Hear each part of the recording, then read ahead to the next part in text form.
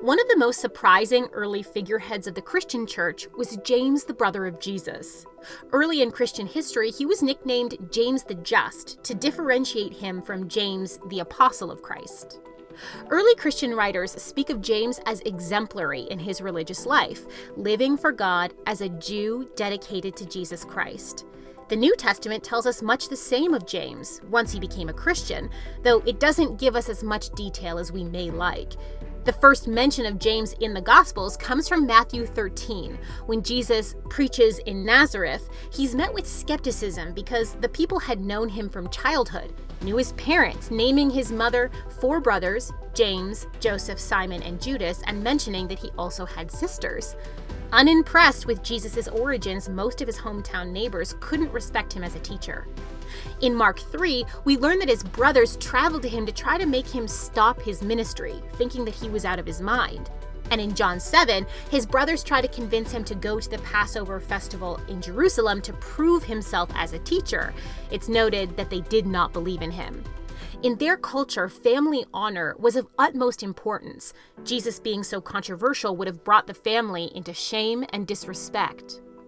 The next time we hear about James and the brothers of Christ in the Bible is in Acts 1, after the death and resurrection of Christ. They're with the apostles of Christ, dedicating themselves to prayer. So at some point between John 7 and Acts 1, the brothers of Christ went from skeptics to followers of him. In 1 Corinthians 15:7, the Apostle Paul is describing the resurrection appearances of Jesus. He says that Jesus appeared to James and then the rest of the apostles. It seems that Jesus met with his brother, and for James and the rest, it changed everything.